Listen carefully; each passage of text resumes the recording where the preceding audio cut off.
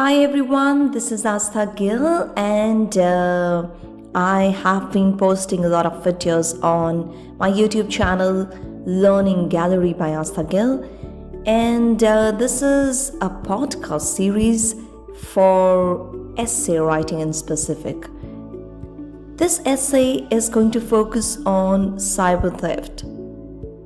You might come across this as a topic for essay writing and IELTS writing tests too. It is not necessary to have a lot of technical knowledge on a subject like this, but as a common user of technology, you should be able to put forward your point of view in an interesting and well-structured manner. So let us do a little bit of brainstorming and pen down some content that can fetch you a desired band score. As I always say, start your essay with a kick. Yes, give an impressive beginning, so that you're able to glue the reader to your write-up. Paraphrasing the topic must come only after you have managed to begin nicely. Okay, how about starting it by mentioning something about Corona, how Corona has changed our lives, and how we have become dependent on technology. So this is what I suggest. COVID era will be remembered for many significant things, for obvious reasons. Some believe that it has taken us back to primitive times, making us accept simplicity in our lifestyles, which is true to some extent. But we can also not deny the fact that this unprecedented time has pushed us towards acceptance of technology, even if one didn't want to. I'm going to talk initially a little about technology, which will lead my write-up to cybercrime, and in specific about cyber theft. Technology has made life convenient in multiple ways, and connecting to the world through digitalization surpasses all the other methods of doing the same. Earlier, all of this was more of a personal choice, but today it is the most relevant, convenient and safe way. World runs on finances, trade and communication, and the digital platforms make it possible. So from bitcoins to the stock market, from online banking to UPI apps, we now rely on the virtual world literally. While the digital world is 100% safe from the deadly coronavirus, it is vulnerable to many other viruses, which can ruin this platform and leave us stranded. Well, virus is one cause of worry for the techies. However, what is even more worrying is hacking. There is endless information available about cybersecurity, from basic explanation to types of cyber attacks, threats, and mitigation measures. In layman's terms, especially in the COVID era, the understanding is like wearing a mask but still remaining or maintaining a 6 feet distance, using a sanitizer but also taking immunity tablets. Ironically, in spite of all this, you must still be attacked by the virus. Quite similar to cyber attacks, which can happen on anyone, anytime, anywhere. The motive is to make cyber attacks understandable and to make every age group wary of how they might be victimized. Now I'm going to start writing about the prime reasons for the increase in cyber theft. The whys and wherefores of extensive use of the digital world are many, but in the present times, lockdown has increased the use of technology and technological devices many folds. Since there is no age bar, every child, every age group is on every possible portal.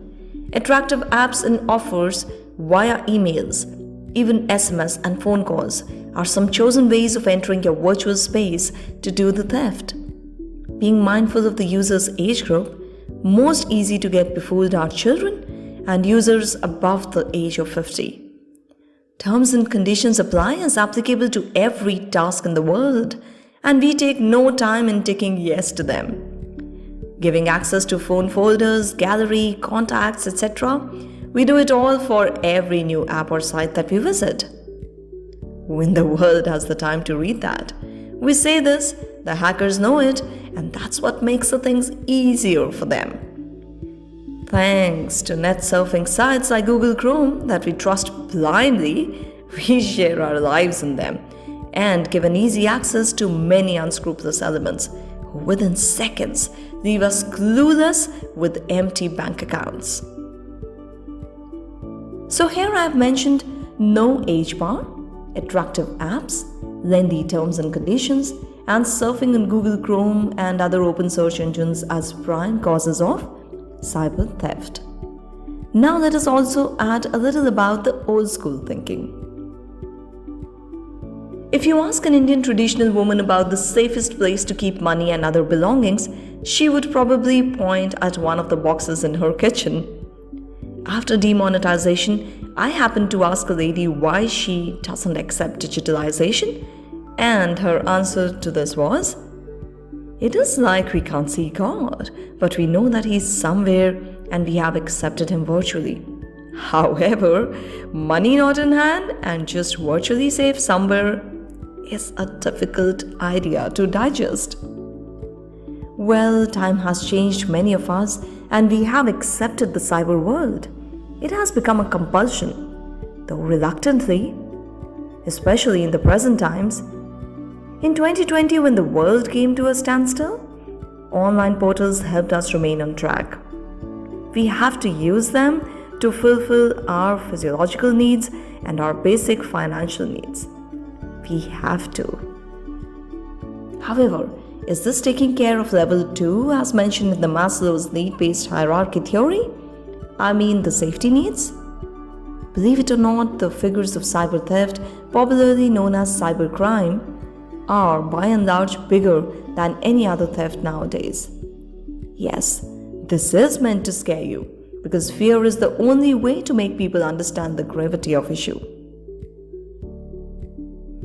I have given some inputs that can show your knowledge levels and reflect general awareness.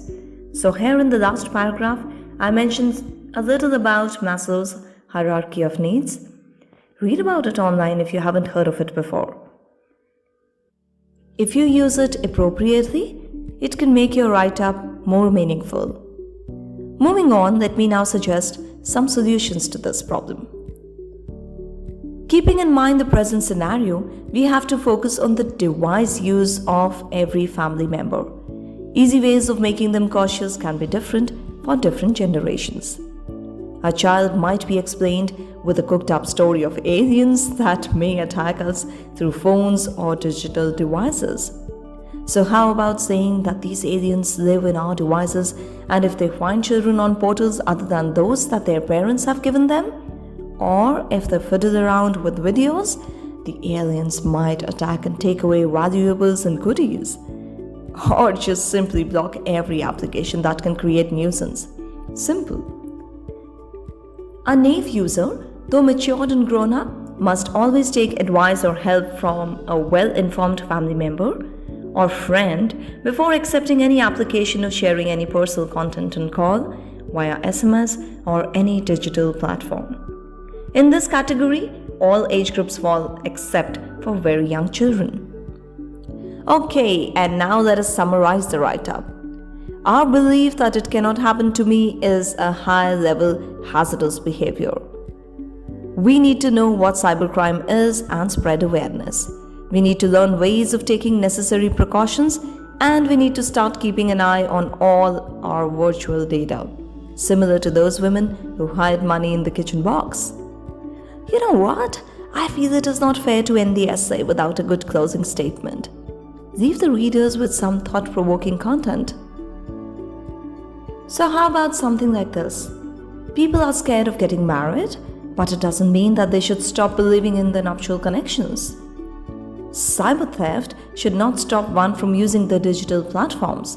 But yes, it does give us a heads up to be cautious about our responsibilities associated to the use of technology. So that's about it. Ladies and gentlemen, boys and girls, all of you who are preparing for the IELTS test, make sure that your write-ups are impressive. You know what to write. Carry some impressive content and make sure that the examiner is also happy reading whatever you pen down for them. All the very best and happy learning!